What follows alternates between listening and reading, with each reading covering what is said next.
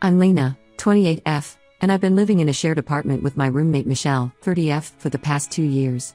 We're not particularly close friends, but we've always had a cordial relationship. I moved to this city for work after landing a job at a tech startup, leaving behind my small hometown and close-knit family. It was a big step for me, as I'd never lived more than an hour away from my parents before. When I first arrived, I was overwhelmed by the bustling city life and struggled to find affordable housing. That's when I came across Michelle's ad for a roommate. She seemed nice enough during our first meeting, and the apartment was in a great location, so I decided to take the plunge. Michelle and I quickly fell into a comfortable routine. We're both pretty busy with our careers. I'm often working late at the startup, while Michelle is a nurse who works long shifts at the local hospital. We don't hang out much, but we respect each other's space and occasionally share a meal or watch a show together when our schedules align. About 6 months ago, Michelle started dating Sean, 32M. He's a physical therapist she met at the hospital. Sean's a nice guy, and I didn't mind when he started spending more time at our apartment. He'd often cook for Michelle, and sometimes there'd be leftovers for me, which was a nice gesture. Last week, Michelle and Sean approached me with news and a request that I found pretty unreasonable. They announced that they had gotten engaged, which was a surprise to me, as I didn't even know they were that serious, and they wanted to have their wedding at our apartment. At first, I thought they were just asking for permission to use the common areas for a small ceremony, which I was fine with. But then they dropped the bomb. They want me to vacate the apartment for an entire week. Their plan is to have the apartment to themselves for 3 days before the wedding for decorating and preparations, then the wedding day itself, and then 3 days after for a mini honeymoon and cleanup. They even suggested I could use this time for a vacation.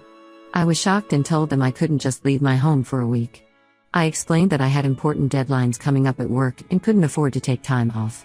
Plus, this is my home. I pay rent to live here, not to be kicked out at someone else's convenience.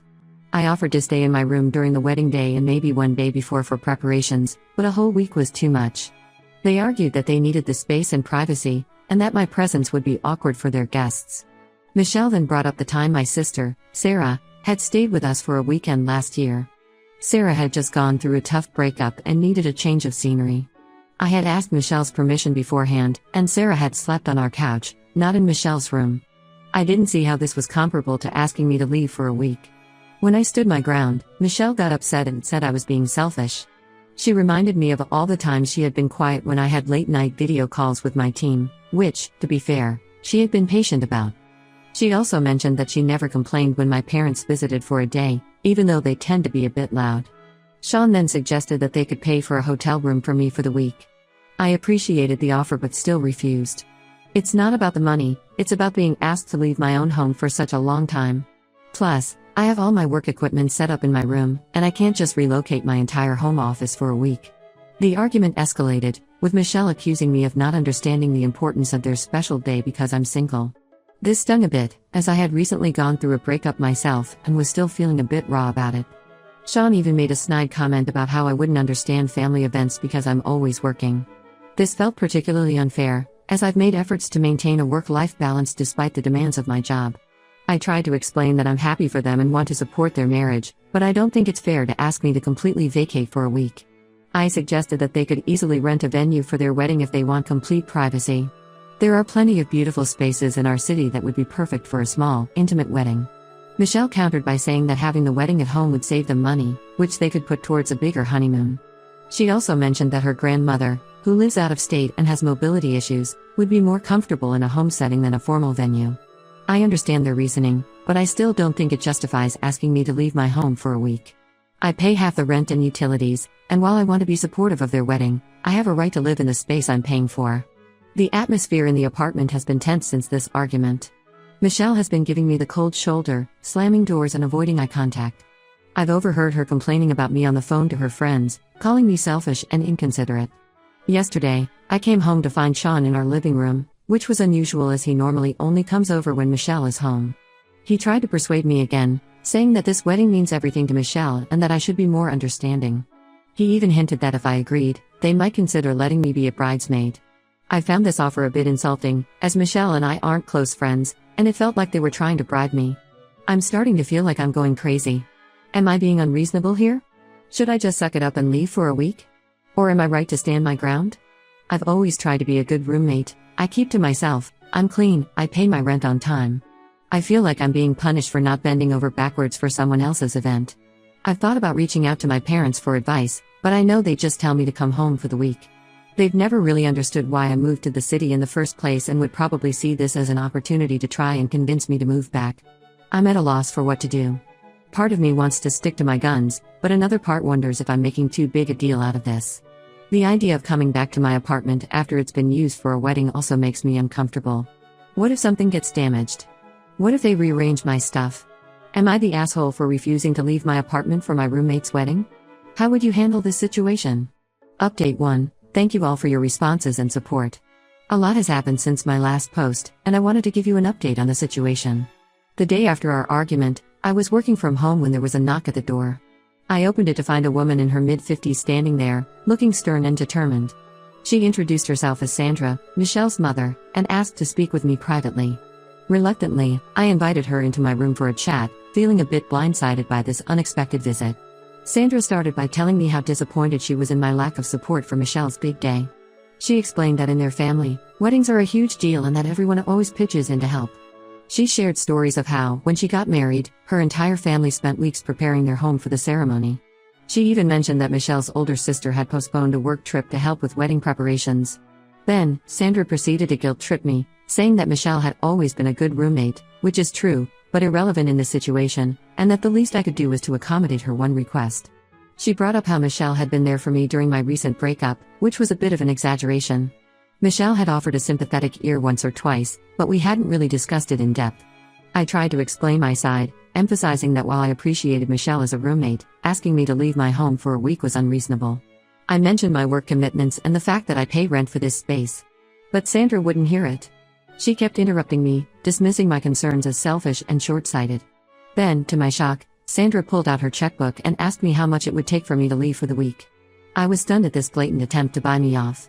I firmly told her that it wasn't about the money, but about respect for my space and my right to live in the apartment I pay for. Sandra's tone then changed from persuasive to threatening. She implied that if I didn't cooperate, she would make sure Michelle didn't renew the lease with me when it came up for renewal in 3 months. She also hinted that she had connections in the city and could make things difficult for me at work.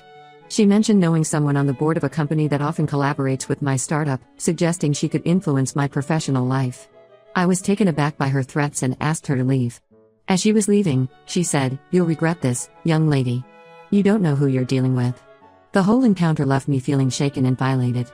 I couldn't believe that a grown woman would resort to such tactics over a wedding venue. After Sandra left, I immediately called my landlord to explain the situation. I was worried that Sandra might try to influence him somehow. Thankfully, he was sympathetic and assured me that as long as I paid my rent on time, my tenancy was secure. He also advised me to document any further threats or harassment, just in case. I then sent a text to Michelle, explaining what had happened with her mother and how uncomfortable and threatened I felt. To my surprise, Michelle replied almost immediately, apologizing profusely for her mother's behavior. She said she had no idea her mother would do something like this and that she was embarrassed. Michelle came home that evening, and we had a long talk. She admitted that she had gotten carried away with the wedding plans and realized how unreasonable their request had been. She explained that she had been feeling pressured by her family to have a perfect wedding, and that's why she had latched onto the idea of having it at our apartment. She and Sean had decided to look for an actual wedding venue instead. During our conversation, Michelle opened up about some family dynamics I hadn't been aware of. Apparently, her older sister had had a lavish wedding a few years ago, and Michelle felt pressure to live up to that standard. She also mentioned that her parents had been hinting about wanting grandchildren, which added to the stress of planning this wedding. While I appreciated Michelle's apology and explanation, I'm still shaken by Sandra's visit and threats. I'm considering installing a security camera at our front door, just in case. The whole situation has made me realize that I need to start looking for a new place to live once the lease is up. I've also decided to give my boss at the startup a heads up about the situation, just in case Sandra does try to follow through on her threats. My boss was understanding and assured me that my position is secure. This whole experience has been eye-opening for me. I've always tried to be accommodating and avoid conflict, but this situation has shown me the importance of standing up for myself and setting clear boundaries. I'll keep you updated if anything else happens. Thank you all again for your advice and support. It's been reassuring to know that I'm not crazy for wanting to stay in my own home. Update 2. It's been about a month since my last update, and things have taken an unexpected turn. I thought I'd share what's been happening. After the incident with Sandra, things seemed to calm down. Michelle and Sean found a small event space for their wedding, and the planning seemed to be going smoothly. Michelle and I were cordial, but our relationship was understandably strained. We mostly kept to ourselves, only exchanging brief pleasantries when we crossed paths in the apartment. Last week, I came home from work to find Michelle in tears in our living room. It was unusual to see her so upset, as she usually maintains a calm demeanor, even during stressful hospital shifts. When I asked what was wrong, she broke down and confessed that she and Sean had called off the wedding. Apparently, they had been having some serious disagreements about their future, particularly about where to live and whether to have children. Michelle wanted to stay in the city and focus on her career for a few more years before starting a family, while Sean was keen on moving to the suburbs and trying for a baby soon after the wedding. The stress of wedding planning had brought these issues to the surface, and they realized they weren't on the same page about major life decisions. Michelle said that the more they tried to plan their future together, the more they realized how different their visions were. I felt terrible for Michelle, despite our recent conflicts. I awkwardly offered her some tea and listened as she poured her heart out. She admitted that she had gotten caught up in the excitement of planning a wedding and had lost sight of what was really important in a relationship. Michelle shared that she and Sean had been dating for less than a year when he proposed. She said yes in the heat of the moment, caught up in the romance of it all. But as they started planning the wedding and discussing their future, she realized how little they had actually talked about their long-term goals and values. Then, Michelle surprised me by apologizing again for the whole apartment wedding fiasco. She said that looking back, she couldn't believe how inconsiderate she had been. She even showed me some texts from her mother, Sandra, where Sandra was pushing her to have the wedding at our apartment because it would be more cost-effective and intimate. Michelle said she now realized how much pressure she had been under from her family and how that had clouded her judgment. She admitted that she had always struggled to stand up to her mother and that this situation had been a wake-up call for her to set better boundaries with her family. We talked for hours that night, and I saw a side of Michelle I had never seen before. She opened up about her insecurities, her family's expectations, and her fears about the future. It was the most honest conversation we'd had in the 2 years we'd lived together. The next day, I came home to find a gift basket on my bed with a heartfelt note from Michelle. She thanked me for standing my ground and said that my refusal to leave had actually been a wake-up call for her to reevaluate her relationships and priorities. The basket contained some of my favorite snacks and a gift card to my favorite local coffee shop. While I appreciate Michelle's gestures and our newfound understanding, I'm still planning to move out when our lease is up in 2 months. This whole experience has shown me the importance of having my own space and setting clear boundaries. I've started looking at studio apartments in the area, excited about the prospect of having a place all to myself. In an ironic twist, Sean reached out to me yesterday asking if I knew of any available rooms for rent. Apparently, he and Michelle had been planning to move in together after the wedding, and now he needs to find a new place quickly. I politely told him I didn't know of any openings but wished him luck in his search. It felt a bit awkward, given everything that had happened, but I tried to be civil. This whole situation has made me reflect on my own life and relationships. I realized that I've been so focused on my career that I haven't given much thought to my long-term personal goals. It's been a reminder that it's important to have those difficult conversations early in a relationship, rather than waiting until you're planning a wedding. I'll post one final update when I move out. Thanks again to everyone who's been following this crazy situation. Your support and advice have been invaluable. Update 3. Hello everyone, this will be my final update on this situation. It's been about 3 months since my last post, and I've officially moved out of the apartment I shared with Michelle. In the weeks following Michelle's breakup with Sean, our living situation actually improved somewhat. Michelle seemed genuinely remorseful about how she had treated me, and she made efforts to be a better roommate. We even had a few movie nights together, which was nice. It was strange how the absence of wedding stress changed our dynamic. However, I still felt that it was best for me to find my own place. I spent the last 2 months of our lease looking for apartments and finally found a small studio that I love. It's a bit more expensive than my share of the old apartment, but the peace of mind is worth it. The day I moved out was bittersweet. Michelle helped me pack and even enlisted some of her friends to help with the heavy lifting. As we were sorting through things in the common areas, we found ourselves reminiscing about the past 2 years. Despite our recent conflicts, we had shared some good times too. As we were saying goodbye, Michelle thanked me again for standing my ground during the wedding debacle.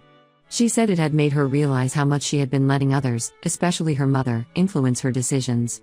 She mentioned that she had started seeing a therapist to work on setting boundaries and figuring out what she really wants in life. Speaking of Sandra, I haven't heard from her since that threatening encounter. Michelle assured me that she had a serious talk with her mother about boundaries and that Sandra wouldn't be bothering me again. Michelle even shared that she had told her mother she wouldn't be welcome in Michelle's life if she continued to meddle in her affairs or threaten her friends.